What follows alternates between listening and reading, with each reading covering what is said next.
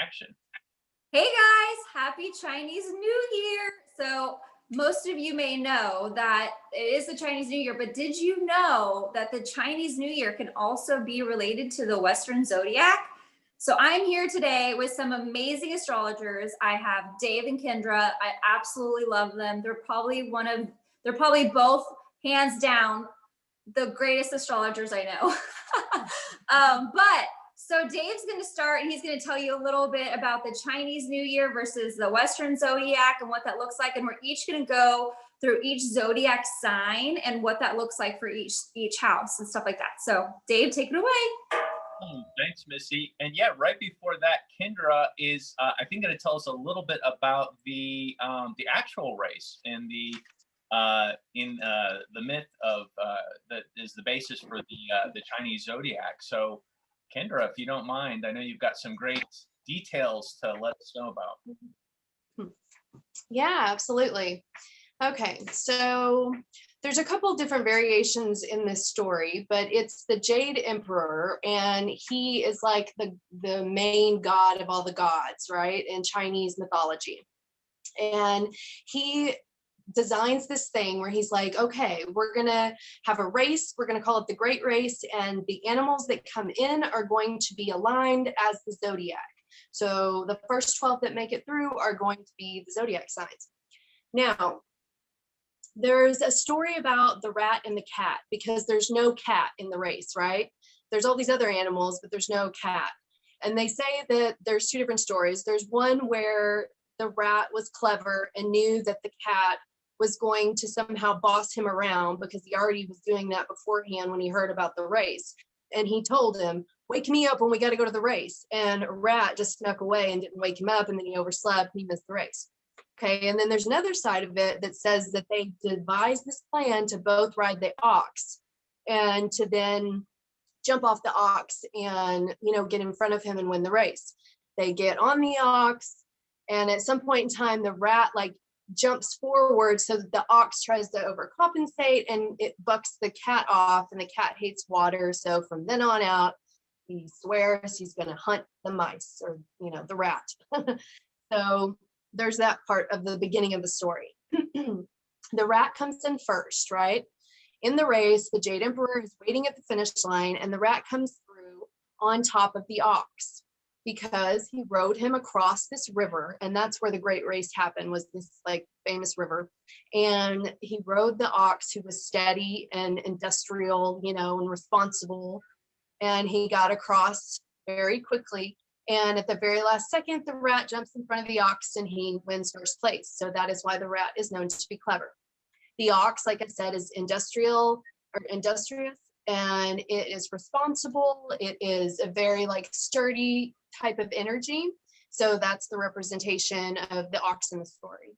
The tiger comes in third. He goes through the water. He's angry because he has to, get wet. He's a cat, and he's weighed down by the current, and he's probably not very happy. So he is highly innovative, but he has to go through the river anyways. He looks for other ways to get around it, but he can't. So he just does what a cat doesn't like to do, and he just does it. And so he kind of represents the rebel, the highly innovative, I'm going to do something to, make this happen. And it's also a luck through progress too. He swam across, even though he was being weighted down, he kept going. Then came the rabbit, which was in fourth. And the rabbit represents a sensitivity, because rabbits were so scared. He was so scared through the whole race. He was hopping around from stone to stone, and then there was a splash, and he freaked out, and he got in the water, and he thought he was going to drown, and he sees this log passing by, so he grabs a hold of it, and then there's this gust of wind that pushes him to the finish line. He gets off the log and goes under a tree and just breathes until he passes out and goes to sleep. So it's very a trauma that this rabbit went through, and that's what you feel when you read this part of the story. And so then fifth place goes to the dragon, which in Chinese mythology alone, they have a lot of stuff around dragons. And it is about luck. It's about prosperity. It's about that, that noble leader that will go out and do what needs to be done for the group and things like that. It's like that warrior type energy. And so the Jade Emperor all made this huge speech when Dragon came across and asked, you know, you're so majestic. Why did you not come in first? And, you know, he goes into telling him that, you know, I was gonna be, but I had to save this village that was on fire or something. And then there was a rabbit that I saw that was struggling in the water. So I gave him a gust of wind and let him win in front of me. And so the Jade Emperor, of course, loved this. And he's like, oh, you're just so majestic, Dragon. So then comes sixth place, which was the snake. Now, the snake, there's also two different versions here, where it's one of them says that he rode on the leg or the hoof of the horse, and that's how he was able to get across the line before the horse, as he hissed and the horse jumped and he got in front of him, right? And then there's the version about him, the dragon being, you know, the Jade Emperor being, oh, the dragon's so amazing, I'll let you bring your son and he can come in next place. Which, like, what? Like, that wasn't part of the rules, Emperor, but whatever. And then he goes and they say, well, Snake is like going to be like this, you know, like the adopted father or adopted son of Dragon. So then they let Snake be next. So I don't know which story, if he wrote on the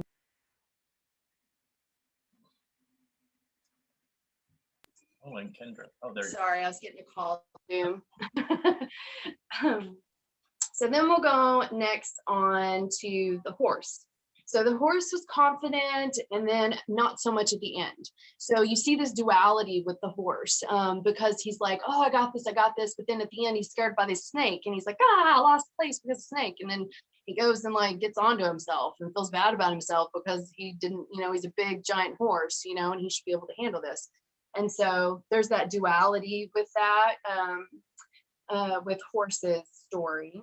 And then the goat, the monkey, and the rooster come in next, and they kind of come in together. So they're all riding this log that Rooster found, right? So that's his contribution. He found this like log, or I don't know what it was they called it, but it was big enough to hold a goat, a monkey, and a rooster. And so the rooster found that piece that they floated across on. The monkey helped propel and like pick the leaves and all of the foliage out of the way so that they could make it across the river. So he was like known for like the group effort and trying to look after the group and, you know, doing his part. The goat was very nurturing and was like trying to work together as a group and was very, you know, sensitive to everybody's needs in the story. So the goat at the finish line, they let the goat be first out of the three of them because they were so nurturing and willing to work together. The monkey came next at 9th place, the rooster at 10th place. And then the dog comes in at 11th place, and he was playing in the river. He was, you know, being a dog, just like looking for something to do and like squirrel, you know, he's just being a dog. And so the emperor kind of like looks at him and is like, well, you know, you're just being a dog, you know, but come on, you're 11th place. So he kind of forgave that he was that way because that was his nature. The pig came in last, and the pig was covered in mud, very, very, very last, I'm sure. And he, you know, asked him, what have you been doing? And he's like, well, I got hungry, I ate something, I really just needed a mud bath, and then, you know, I took a nap. It just felt amazing underneath the leaves. And then I decided, you know, I woke up in this mud, it was just caked on me. So then I decided to come in the river, and yeah, here I am. Yeah, so what's going on? So that's kind of what the story ends. Again, the Jade Emperor is like, well, you're just being a pig, you're just, you know, enjoying life. So that is the great race. So in a condensed version for you guys. So I'm going to hand it over to Dave to explain how Western astrology and Chinese astrology are going to be correlated here in the rest of our talk. Perfect. And thanks for condensing that story, because I know there's a lot of stuff there and you boiled it down to some great nuggets. So thanks for that, Kendra. Yeah. Cool. Yeah. So like Kendra said, you know, why we're here today is to make the connection for you guys. Some of you might know more about Western astrology. Some of you might know more about Chinese astrology. we're Western astrologers, but you know, in what we do, we understand there's a greater spirit in everything. And we thought, wouldn't it be a great time of the year with the Chinese New Year to make the connection between the Chinese astrology and the Western astrology, the zodiacs there? Well, the obvious connection we have here that there are 12 of each of these things, right? 12 of the Chinese animals per the race that Kendra just told us about so well. And then we've got the 12 zodiac signs that are connected with the constellations according to the elliptic. So basically, also as well, what we can see is there are connections in the zodiacs between elements. One of those things is that each of the systems, the Chinese zodiac system and the Western zodiac system, share fire, earth, and water. Fire being, enthusiasm, earth being practicality, and water being emotion. Those of us who study Western astrology know, though, however, aside from fire, earth, and water, that we also have air signs, right? So Libra, Gemini, Aquarius, and air is connected with intellect. Interestingly enough, in the Chinese astrology, there's also two other elements. And you'll see this as we go through one to one each of the different signs here in just a second. But metal is also represented, which stands for organizational skills, and wood for exploratory skills. So just so you know, there's a couple more elements that are represented in the Chinese, and then in the Western astrology, there's the air element. Also, there is a connection around, or there is a difference at least in the order of the zodiac and how this works. So one big difference that's really interesting to know is that in the Chinese zodiac, it's based on a lunar calendar. And that's actually why the New Year, the Chinese New Year, is celebrated. For those of you who didn't know, it's on the second new moon after the winter solstice. So this year, that's on the 11th of February. That's when we have the new moon in the Western zodiac sign of Aquarius. So just to make that connection. Now, the Western zodiac in that system is based on a solar calendar, which begins with the sign of Aries, and that's during the spring equinox. So just to make that differentiation. Now, both signs, or both of these systems, though, do have an interesting connection. So whereas the Chinese astrology is connected with, or whereas the Western astrology is more or less connected with one sign per month, in the Chinese astrology, it's one sign per year. So as you can imagine, that adds kind of a different flavor. However, also in Chinese astrology, essentially every 4 weeks, there is a connection with each of these signs as well. And we'll go through this as we make the connection one-to-one with each of these different animals in the Chinese zodiac, and then the corresponding Western zodiac. Now, the closest connection that astrologers have made between the Chinese zodiac and the Western zodiac is that in the Western zodiac, Jupiter spends roughly 12 months, about 12 months in a sign. So currently it's in the sign of Aquarius. It's going to be there until the end of the year. And then there can be a connection made with that cycle and a particular animal in the Chinese zodiac.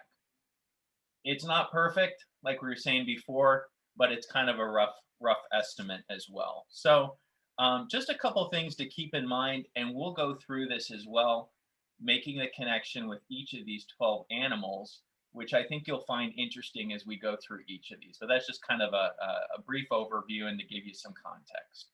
So with that, let's look at the first of the Chinese astrological signs, which is the rat. We know was the winner, and Kendra gave us a great explanation for why. In the Chinese zodiac, it is connected with the element of water. And it's also connected with the energy of yang, which is, a lot of times we talk about in Western astrology, kind of the masculine energy. Yang is more kind of masculine, yin is more feminine. And this is connected with more of that masculine yang energy. And the season that the rat is connected with is winter. In the connecting it with the Western astrology, this is best connected with the sign of Sagittarius. And why is that? Well, because the rat and Sagittarius both have kind of a great way of being adaptable. And we saw that in the race. Kind of the rat was able to win because of its adaptability and riding on the ox and taking advantage of the situation, and its cunning. And interestingly enough, in the Western Zodiac, Sagittarius is connected with luck. And it's interesting that, the rat got first place. It was very lucky. And in Chinese astrology, it is also a symbol of luck and being connected with Jupiter. And Jupiter, as we know in Western astrology, is connected with the sign of Sagittarius. So it is a symbol of luck and wealth, and the rat is as well in Chinese astrology. So also Sagittarius is often looking at the silver lining in things, and it's quick to take advantage of a situation, much like the rat did in the race. So, just a couple of things to connect the two of these together. If we were looking at the Jupiter cycle from the Western astrology perspective, we would connect this cycle more or less with Jupiter being in the sign of Sagittarius, and thus the connection. So this is for the first place winner, and let's move on to a couple of other ones of these, which we know about. The ox. Poor ox, working so hard, got second because, the rat, was cunning enough to take advantage of the situation. So, but what do we know about the ox, and what astrological sign do we connect it to? Well, we connect it to Capricorn because both the ox and both Capricorn in these systems are connected with being industrious, hardworking. They can be a little bit bossy, but they're very, very responsible and very ambitious. And steady progress is the key word for both of these archetypes. And so thus the connection. The element that the Chinese astrological sign is connected with is earth and yin energy, so more receptive energy. And the season it is connected with is winter. Now, both of these signs are connected together as well because they honor hard work. They can be a little bit authoritarian and headstrong. And it does connect with the Jupiter cycle of Capricorn, which, basically means that both of these signs find luck through hard work and working hard and steadily over time.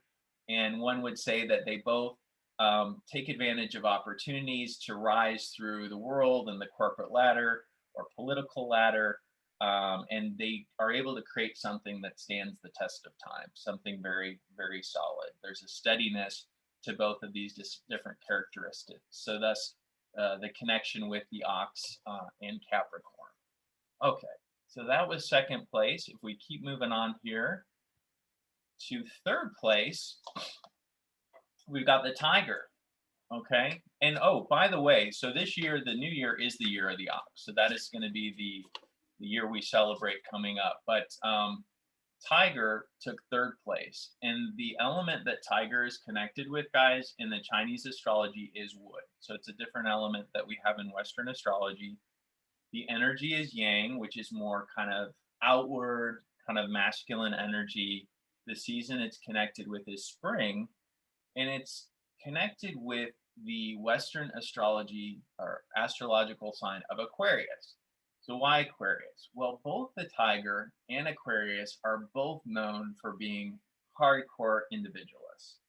Their keywords are independence, and they do really well when they can call the shots. And so they both have kind of that individualistic energy that's really important, a little bit anti-establishment, a little bit of a rebel. But they do have strong leadership skills as long as they're able to kind of do their own thing.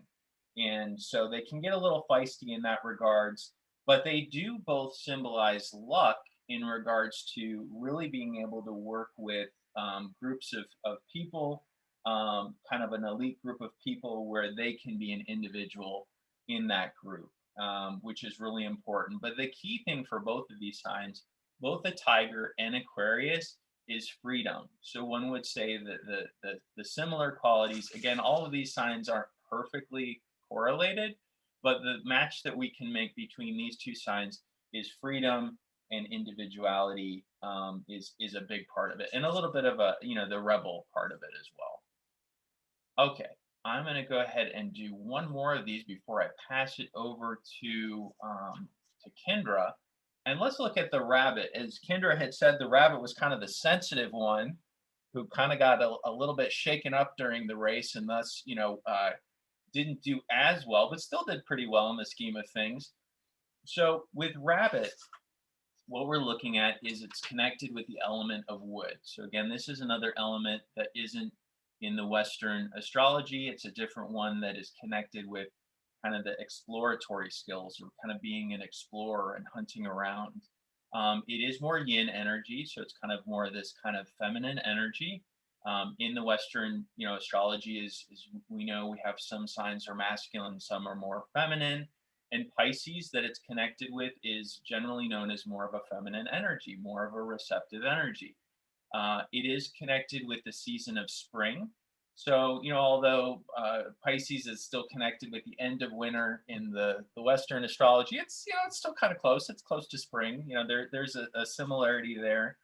The thing about both of these signs is they're highly imaginative, highly sensitive, known to be very artistic. It's also considered to be a very lucky sign in the Chinese zodiac. Which is interesting because it's connected with luck, much like the rat. And any of you Western astrology buffs know that Jupiter, the sign of luck, is connected with Sagittarius, but also traditionally before Neptune was discovered, it was also connected to Pisces. So there is kind of that luck that's connected in still, when we make the connection here. We do know that both of these signs do need time. The reason why they're similar is they need time alone. They're very peace loving.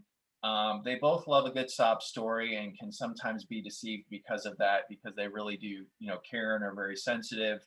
And they do get really passionate as well, although they don't always have the logic to back up why they're so passionate about things. But at least they are a very caring, nurturing sign. And they do really, that's a very auspicious sign as well in the Chinese zodiac. So that's the connection between the rabbit and Pisces. And with that, I'm going to go ahead and hand to Kendra to take us through the next four of the signs. Kendra. All right. So the next one that comes in the race is that beloved dragon. Hold on.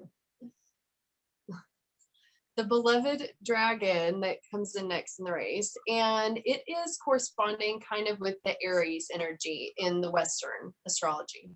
So like when I looked at these two and compared them, I was thinking like the dragon is like the king of instincts, right?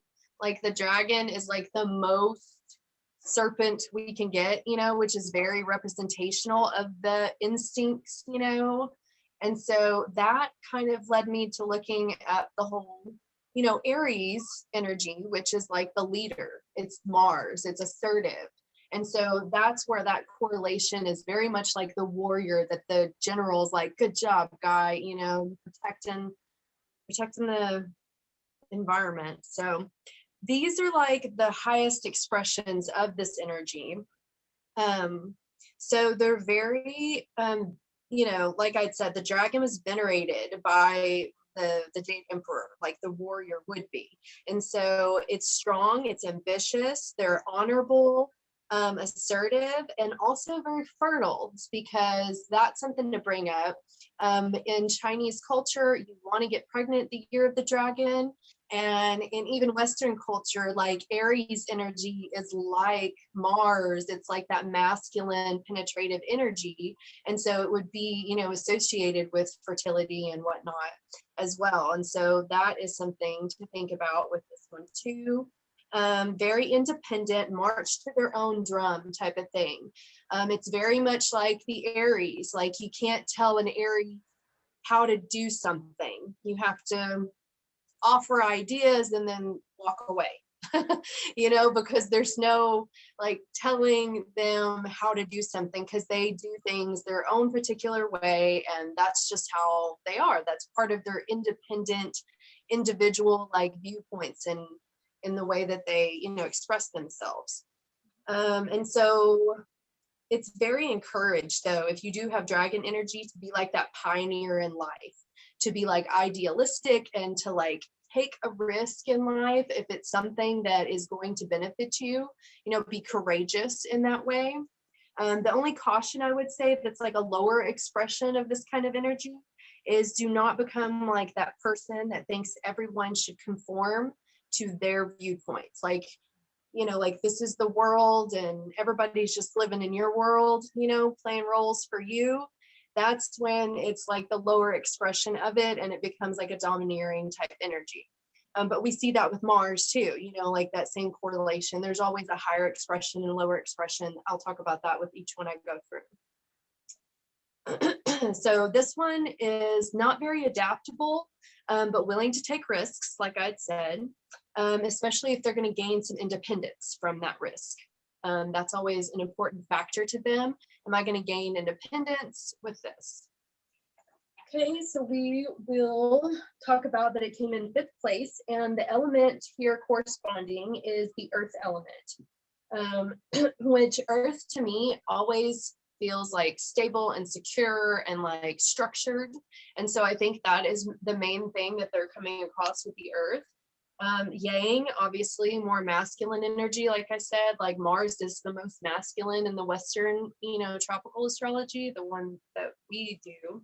And then this says that the season is springtime, which also is like our beginning of our new year with tropical astrology starts at 0° Aries. And so that's when our new year starts, is in that springtime. So that one is, very much the same as well. Okay, so then I'll go on to the next one, which was the snake. And the snake is corresponded with Taurus. And so they came in 6th place. This is the fire element. There's a passion to this kind of energy. So I could definitely see the fire element there. It's kind of like a bite too, like it's a snake, right? So there's like the bite. The season is summertime. And so this one is going to be a little bit going back and forth with the highest potential of like the Taurus energy, which is ruled by Venus. How I was talking about Aries being ruled by Mars, Taurus is ruled by Venus energy. And so the snake, the highest potential that we see here can be intensely loyal and devoted, like friends for life type of people. They love art, nature, music, very in tune with the senses and with aesthetics too. They know what is pleasing to the eye. They can hear a song, like the way the melody goes, a lot more in tune than a lot of other people could, because they're very in tune with the senses. Naturally, probably a little shy until they get to know you. That kind of energy is a little shy and reserved until they know who you are, but they're fierce when they're challenged. Like there is that like fierceness to them. Like if you are to challenge them, it's like a snake. A snake is shy, wants to hide and kind of slither around. But if you come up to a snake and you're like, hey, move out of the way, the snake's going to be like, no, I'm going to bite you. So it's kind of like that same energy, and Taurus is the same way.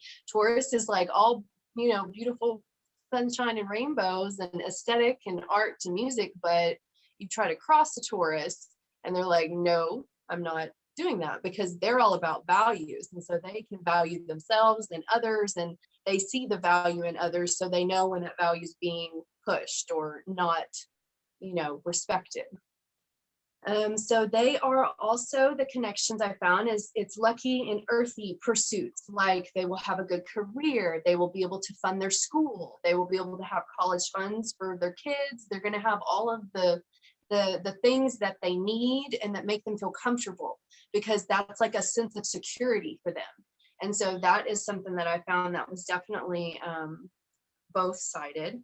I did see that there is like this seductive, vengeful side, and that is a very like Lilith energy, but that's Venus too. Like there's always two sides of the same coin, you know, like Venus is like this pure maiden type energy versus Lilith, like this vengeful, like I'm gonna mess you up type of energy, you know, and like every woman has that. So that's just like, you know what I mean? Like that's just more of that Venusian type energy where it's like, you never know what kind of, you know, side you're going to see unless you approach them in a specific way. So yes, that is the last I have to say about that. Yeah, so I was just saying the snake is like Lilith versus, you know, Taurus is the Venus. So it's that same kind of energy. So the next I've got the horse. So the horse came in 7th place. The element is fire, which I definitely see because horses are very sensitive, passionate creatures. If you've ever spent time with horses, you know this, like they are super, super passionate, very, you know, sensitive. They're very sensitive creatures. Like they can sense you and your emotional self, you know, and so there is that like part of them that is a connection, you know, and so that is that fire type of thing that I see. It is the yang energy, which is that more assertive, the masculine. And then the season is summer. Now, with this one, I call the horse like the gentle giant, right? Because it's like the energy that I was talking about before in the story of the Great Race. Like he thinks he should be able to overcome all these challenges and make it over there and get first place because he's a horse, he's big, he's giant, you know, but he's also a gentle creature. So it's like the gentle giant, right? And excuse me. This crossovers to Western astrology for the sign of Gemini, which Gemini to me is like the place between opposite ideas. Like it's, you know, every Gemini, you know, can see two sides of the same argument and be able to understand both sides. I mean, without the bias going on. And so they can emotionally detach themselves to be able to look at something in an intellectual way and be able to see the reasoning behind other people's emotional attachments. And so Gemini is very, very intellectually mature. I mean, even probably from a young age, Geminis probably are very intellectually mature. Their highest expression here is that very intelligent, social, curious adventurer, right? Because they need all this stimulation. They love all this little bits of information. They love all these little friends and different tribes of people and connections that they can make. They're lucky with connections and other people and the tribes type situations. That's where their luck is. And so they'll be the ones with like a ton of different friend groups. You know, it's not just like two people, like that's Scorpios, you know, like it's a lot of different groups of people. So that is that. And then they also, let's see. Yeah. Okay. So the only things that are like the lower expressions of this is that they need a fine-tuned understanding of stimulation versus rest schedules. So that's like the thing that they have to be able to balance. And that's so beautiful in the whole, like the twins, you know, and them being like the duality is that, you know, life is all about stimulation, yes, but there also is that side of rest, and that balance between the two is something that, you know, Geminis are always constantly striving towards. And that's the thing that strives for them, is because it's ruled by Mercury, and Mercury is the only sign in Western astrology that we use that is neutral. It's not masculine, it's not feminine, it is neutral. And so it's just like that rising above the emotional self to the higher, like intellectual space, and being able to look at something from different angles. And so that's where it really benefits right there. Mercury is the most adaptable too. So Gemini is always going to be the most like adaptable in situations. They can fit in any group of people. And so also the horse, the gentle giant, the Gemini can see both sides. And so this dual nature is definitely like this highest expression when they can like master that kind of thing. And then we'll go on to the goat. So the goat is representational of Cancer. They come in 8th place, and they rule the earth sign, the energy of yin, which is more feminine, and the season of summer. This one makes a lot of sense. Goats are known to be very nurturing and sweet, and they're not scared if they want you to pet them and feed them and things like that. They've been domesticated for a long time because of that. So the whole thing with Cancer is all about nurturing and comfort and the home and the roots and where you come from. And so the highest good here is that they're very sensitive and emotionally intelligent, because they're ruled by the moon, and the moon goes through so many different cycles that this emotional intelligence comes from them going through all these different cycles every month and being affected by this type of energy and being ruled by this type of energy, where you just never know what kind of emotions you're going to feel. This is very connected to the natural empath, all the water signs are, because they just feel so much and they're very sensitive. They're very connected to that mother archetype in life too. They might have a strong mother figure that was, beneficial or not beneficial, doesn't matter. It's just the fact that they're, like a strong facet of your life growing up. And the whole archetype will go on through life. Like if you have children, or your choice not to have children will be a huge thing in your life. It just, that whole mother archetype will be played out when you have heavy Cancer energy. And so the goat being that secret kind of steady is what I was thinking in my mind when I was looking at the goat. I was like, that secret kind of steady, like how did they do that? Like, do you ever watch the goats like climbing up the mountain? They're like on these straight cliffs. It's so wild. You have to go Google this after you watch this video, anybody, because it's very, very intimidating. And they've got their babies up there doing it. I mean, it's wild. And so it's that secret kind of steady, like that they just can keep to themselves and just like keep going. And that's how a Cancer is too. Even though they're emotionally overwhelmed every day with these ups and downs, they just keep this resilience and this nurturing compassion that they share with others and themselves really beautifully. So the only thing I have on here is the lower expression is the last thing I'm going to say, that they can be very shy and hermit away and isolate.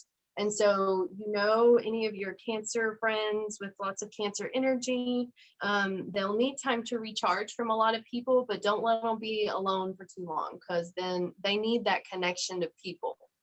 Even though it's painful for them sometimes to be pulled into the crowd, they need that connection because they need nurturing too. And any of their religious beliefs might come from their family too, if you have this strong inner chart.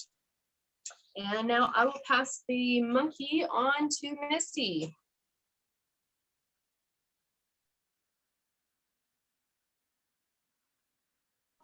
I had you guys on mute. All right, so the monkey and the Leo. So I absolutely love this because the monkey is all about intelligence, look at me, showmanship, like all of that. And you can already see that with the Leo. So it came in the 9th place. The element is metal, the energy is yang, and this season is autumn. And so when you guys think of a monkey, I really think of like them being intelligent, highly creative. They're so much like the Leo, like let's just go out and have fun. They're bold, their willingness to take risk and creative. The monkey though is more flexible than the lion, the tiger, the Leo. It's more intellectually curious and unconventional, where the Leo is more loyal than the monkey, but both put on the same like impressive fireworks show. And even if the monkey is only just messing with you, but I absolutely love these two. I have a lot of friends that have like the monkey, and they're just so smart. Like when they're in school, like they just feel like they know everything. And Leos are kind of the same way. It's like that, look at me, like I'm in the spot, like check me out, So I love that. So this is the monkey and Leo. We'll go to the next slide, Dave. I kind of don't know as much as Dave and Kendra. So now we have the Rooster and Virgo, which this is the 10th place, the element of metal, the energy yin, and the season is autumn. So when you guys think of like first waking up, like what happens? Like the sun comes up and the rooster's like cock-a-doodle-doo, right? And the Virgo is so much like that. They're gonna like set their alarm at like 6 a.m. Like we have to get up at this time. They're very organized, they're very orderly. Like you go to their house, like everything's like put together. That's exactly how a Virgo is. You know, I love Virgos because I can always count on them when I need anything done and organized. Because it's like, hey, can you help me? Like the same goes for a rooster. Both Virgo and Rooster love to do things. They're both great teachers. They're very serious thinkers and very concerned of like doing a really, really good job. The Rooster's attention to detail is only matched by the Virgo in the Western astrology. Both signs are analytical, logical, and well organized. They like to keep busy, dispense advice, and less fortunate souls, and keep everybody in check. So watch out if you have a Rooster or Virgo, you will know when they're in your life because they're going to come to your house and be like, you need to tidy this place up. Okay, let's go to the next slide, Dave. All right, so we have the dog and Libra. So this is me, and I totally love this. This is 11th place. Yes, we came in last. We're that cool that we come in the last sign. But, you know, the dog, you guys, they make great companions. They hate being alone. And I always tell this people, you always know when a Libra and a Libra has a dog sign, because when everyone's single, they go look for like a new companion because they can't stay single very long. They absolutely like love having companion. So dogs, a lonesome dog, I'm telling you, is sad because they don't know where they're going. They don't know what they're doing. So they have to find a companion.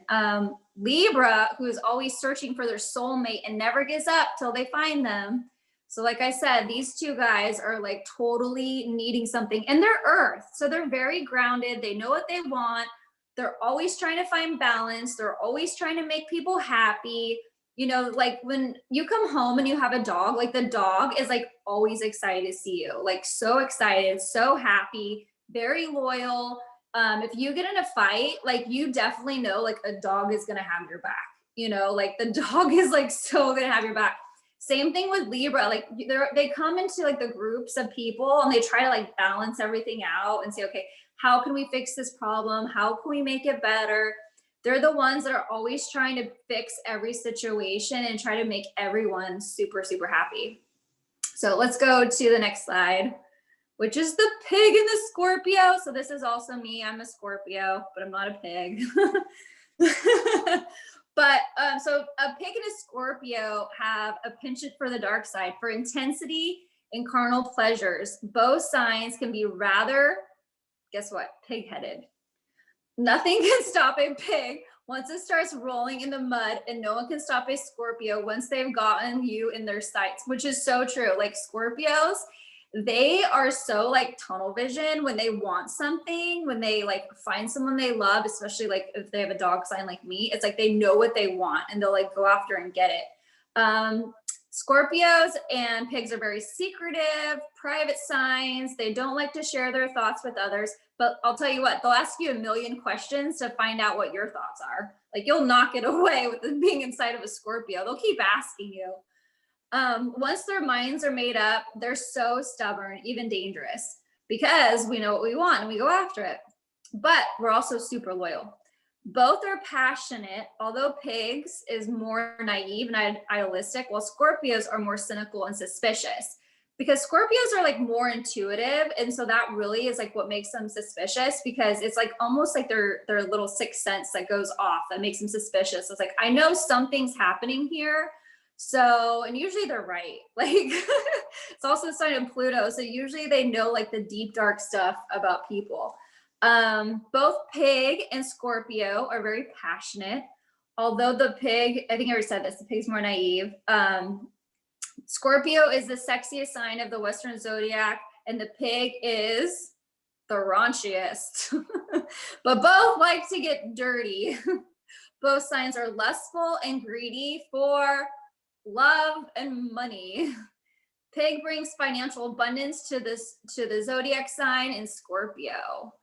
So if you have Jupiter and Scorpio, this is also great because then you'll really find that you make really good wealth with money here as well. So that is all I have for the signs that I have, but I just want to say thank you guys. I hope you enjoyed this. Dave and Kendra are so freaking amazing. I absolutely love them.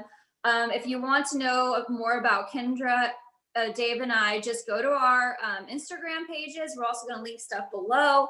But you guys, I got a reading done by Kendra. She read my palm. Like, she's so amazing at palm reading. And Dave did my natal, and they're just so good at natal charts and composite charts and synastry. If you want to get a hold of me as well, like I love doing synastry and composite as well. And synastry, if you want to know, it's two natal charts put together and kind of viewed as basically, how would you say that, Kendra? Like, the composite chart is one chart put together. Synastry is the comparison of two natal charts together. To how they. So, yeah, synastry is like two separate souls laid on top of each other. So how they communicate. Yeah. But then the composite would be more like, you had said the Davison was more like an emotional part of the relationship. And then the other composite is like the ascendant, the face value. Yeah. Right. Yes. Yeah. But we just want to say Happy New Year to all of you. 2021. It's going to be an amazing year. It's also the numerology 5 year. So it's all about travel. So last year was all about the number 4, which was staying home like we all did. So now it's time to break free and travel. And we're going to see stuff like changing after March. So just be prepared because we see nothing good coming in astrology. But thanks, everybody.